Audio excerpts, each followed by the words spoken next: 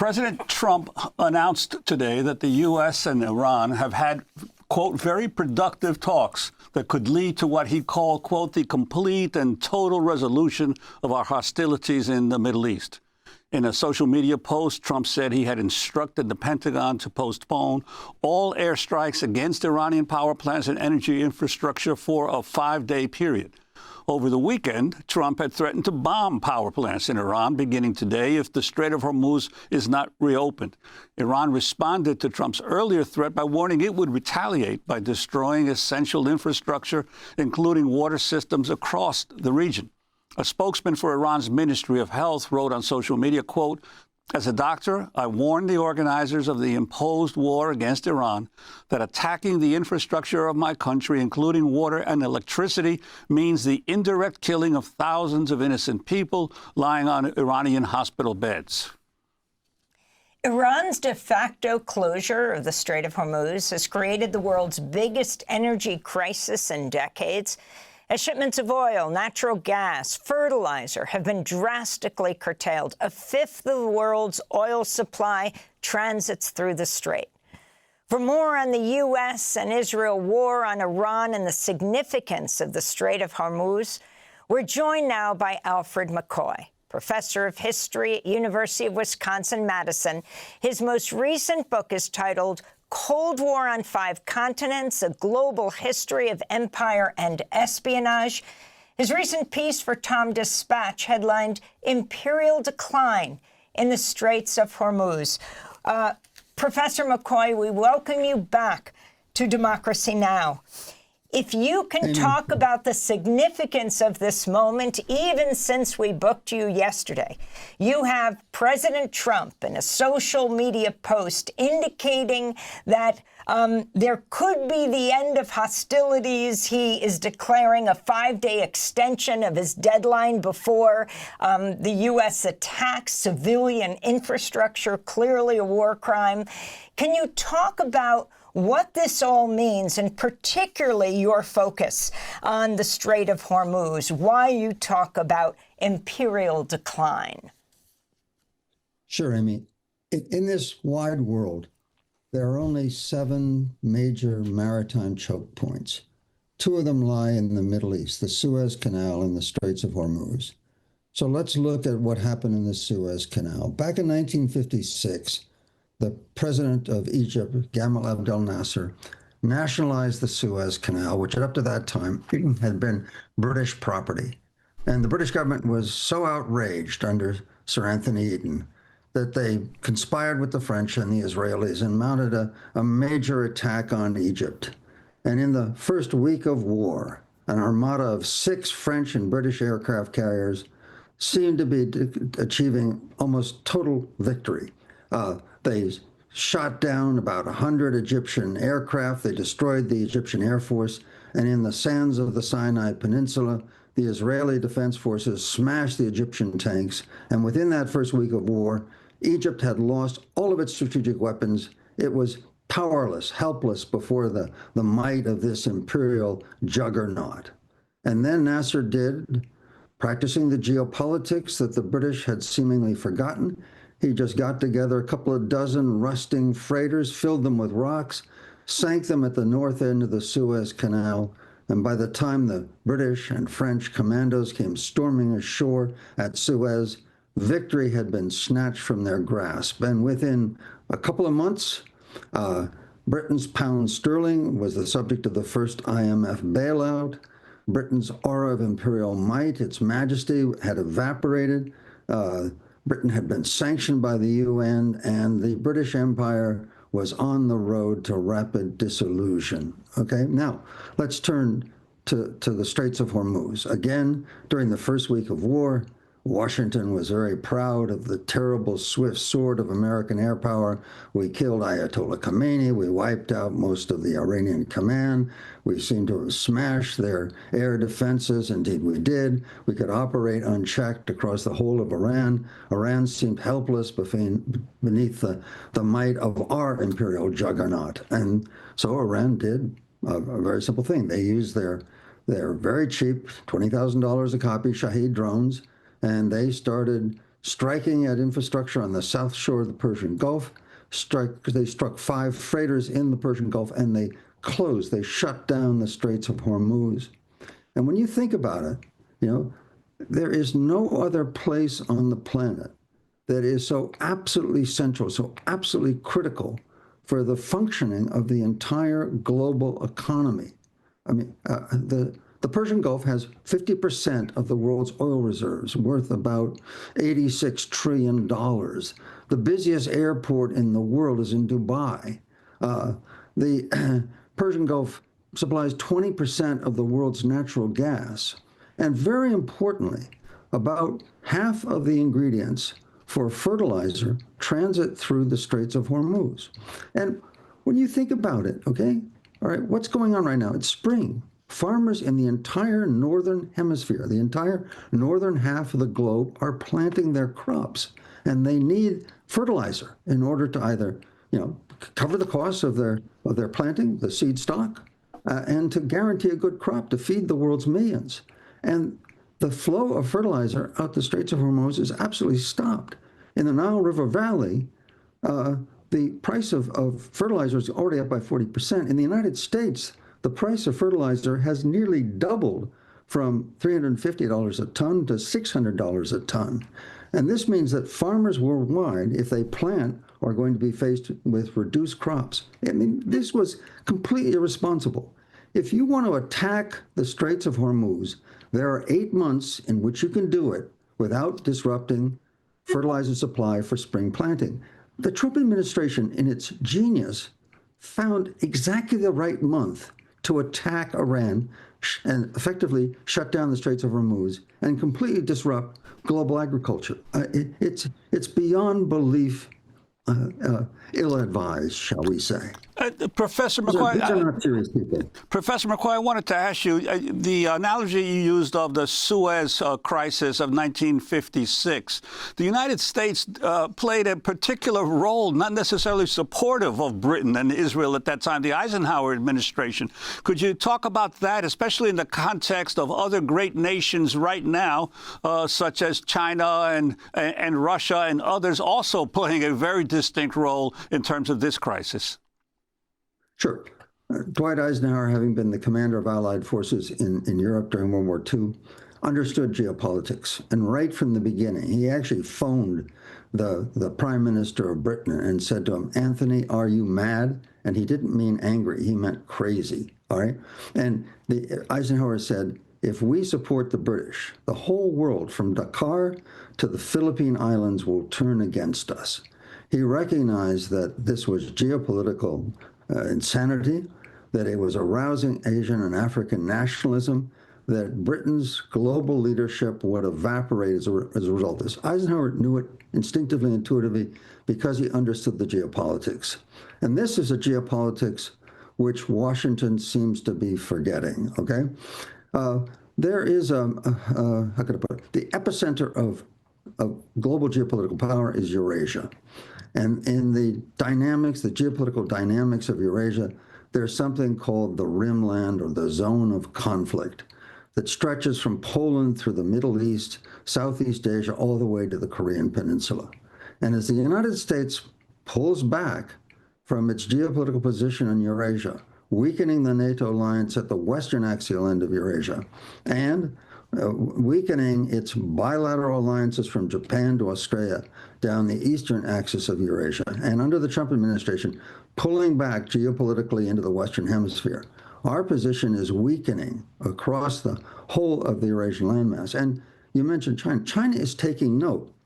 One of the key features that has emerged in this war is we're discovering that the United States has a very limited stock of interceptor missiles. The chairman of the Joint Chiefs has refused to talk about numbers, okay?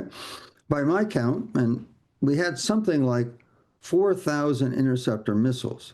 Iran had something like 80,000 Shahed drones. It takes one interceptor missile to shoot down one drone.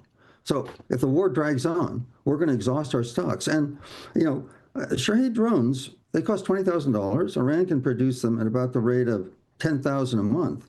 Our high-tech missiles that cost between $3 and $12 million each, are very sophisticated technologically and are not subject to mass production. We can produce them in the dozens every year. So China is watching, and they're seeing us exhaust our supply of interceptor missiles. And this means for the next 18 months before the United States, through procurements, can increase its supply of interceptor missiles, this is a time on that arc of the rimland across Eurasia, okay, and that other sensitive area, the Straits of Malacca leading to the South China Sea and the Taiwan Straits, that this is the prime opportunity for China to strike at Taiwan, because the United States cannot send its carrier fleets, because in the exchange of missiles, our interceptors, and China has something called a carrier killer missile. In that exchange of missiles, we will exhaust our supply of interceptors before they exhaust their supply of about 2,000 of the carrier killer missiles. And so we can't intercede to block China from taking Taiwan at this moment. In short, you add up all these trends, and what you realize is that we're in a situation akin to Britain, okay? Our aura of power has been diminished. It's evaporated. We've shown our limits. The United States, the world's greatest power, up against a weakened, medium-sized country like Iran, cannot prevail. Iran wanted negotiations, and guess what? We are now negotiating basically on Iran's terms, okay? And this is a signal to the world that the era of U.S. hegemony is fading. Not as fast maybe as happened to Britain back in 1956, but fast enough. And Professor, in terms of these talks, do you envision any settlement? Of course, there are sources, Iranian sources, that are denying that these talks are even occurring. But I wanted to ask you, do you envision any settlement of this war that will not require, as Iran has insisted, the removal of all military bases from the Gulf states and from that area of the Middle East? No, I think that's how to put it. At the start of negotiations, everybody states their maximalist position and accepts something less. I think what Iran really wants is a cessation of hostilities and some kind of agreement about the suspension of hostilities for a fixed period of time, several years or perhaps a permanent cessation of hostilities in order to maintain an open Straits of Hormuz. That's basically what Iran has got as its negotiating card, is it can close the Straits of Hormuz, which it's done, and it can keep them closed and completely disrupt the global economy. Look, Warren, there is no place on the planet that is so sensitive to the operation of the global economy as the Persian Gulf, all right? This is the one area that, for so many reasons, the fertilizer, the air transport, the liquefied natural gas, the oil, all of that makes this region very sensitive and absolutely central to the global economy. And so if Iran can shut down the Straits of Hormuz and keep them shut, which they have demonstrated their ability to do so, they can then hold the Washington to ransom until Washington settles it on at least minimal terms to satisfy Iran. In other words, as in the Suez Canal in 1956, Nasser, from a seemingly helpless position, closed the canal and won the war. Iran is bidding fair to do the same. And again, in another parallel, just as British global power evaporated after the Suez crisis, we're looking to a substantial diminution of U.S. global leadership, of U.S. global hegemony in the aftermath of this crisis. And there's likely to be trouble in the Straits of Taiwan, over Taiwan, in the aftermath of this. Professor McCoy, does it surprise you that BBC is reporting an Iranian news agency quotes an unnamed source saying there have been no talks between Tehran and Trump? Again, following this announcement this morning of President Trump saying he's extending his threat to strike Iranian power and energy infrastructure, claiming on Truth Social that Iran and the U.S. have had, quote, very good and productive conversations regarding a total resolution of our hostilities in the Middle East. Iran is, I think, at this point in a better position. Look, we have struck most of the accessible facilities in Iran with our airstrikes. We've done what we can do. But on the south side of the Persian Gulf, there are these massive desalination plants, massive liquefied natural gas plants and oil fields that are sprawling infrastructure, all of which, every pipe, every tank, every tube is loaded with some of the most volatile compounds on the planet. And even a misfired Shahed drone can barely miss. And so this entire infrastructure is lying there unhardened, completely exposed to these strikes by $20,000 drones that result in eruptions of fire and flames and do long-term damage to the infrastructure. So we've exhausted our threat, and Iran has limitless threats available to them going forward. So in a strategic analysis, Iran right now is in the dominant position. Look, they're doing what all powers do in an asymmetric war, okay? All Iran has to do is absorb the beating and then just wait us out, and they will win. And that's what they've done, and that's what they'll continue to do. And from a strategic perspective, we've shot our bolt. We've smashed their infrastructure. But on our side, the south side of the Persian Gulf, there is a world of infrastructure waiting to be destroyed. And Iran has the means to do that. That means that strategically, just like Nasser in 1956 at the Suez Canal, Iran is has the whip hand. They're in control of the situation now, seemingly powerless, seemingly vulnerable to our strikes on the surface, but strategically and geostrategically, they hold the winning cards. Professor, I wanted to ask you about the spread of this conflict to other countries in the region, specifically the efforts of the Trump administration, the fiasco of attempting to get the Kurds in Iraq and Syria to join in and to attack Iran. Your thoughts on that, on the refusal of many of the different Kurdish groups to get involved, and also how the impact of this war on the large Shia population of Iraq as the mobilization forces in Iraq have also begun to attack U.S. sites in Iraq. Yeah, right at the start of this conflict, President Trump, first of all, called on the Iranian people to rise up, as they had done in their recent eruption of mass protests. They didn't do that. They couldn't do that because under attack, Iran's government managed to clamp down controls. And also, when you're being attacked from the outside, peoples tend to pull together under air attack. Moreover, the Iranian besieged militia, the regular army, and the Revolutionary Guards represent a force of about 1.5 million armed and trained military and paramilitary. So it's an enormous coercive force. So there could be no uprising. The second card that President Trump tried to play was the Kurdish card. Iran is about 40% minority, and there are three major minorities that have been used geopolitically in the past, okay? The Baluch in the southeast are too far from Tehran to make a difference. The Azeris in the north are close to Azerbaijan, which is sort of neutral in this, so they're not going to move.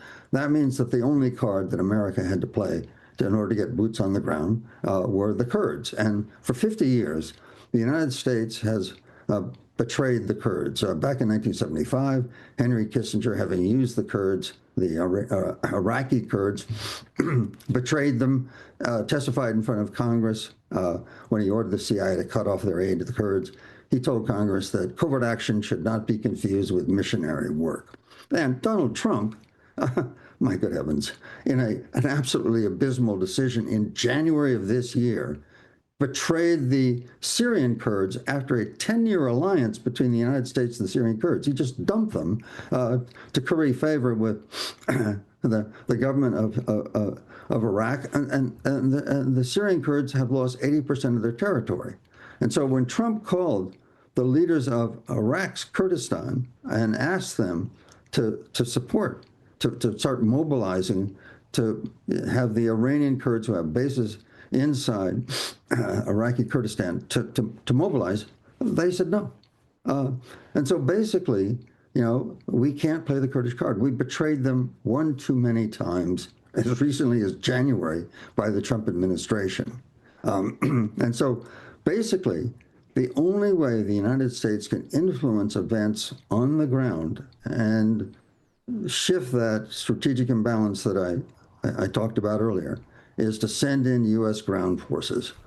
And with 1.5 million armed and trained troops, paramilitary and military, that is something I don't think the United States is going to do because the casualties would be substantial. Thanks for watching Democracy Now! On YouTube. Subscribe to the channel and turn on notifications to make sure you never miss a video. And for more of our audience-supported journalism, go to democracynow.org, where you can download our news app, sign up for our newsletter, subscribe to the daily podcast, and so much more.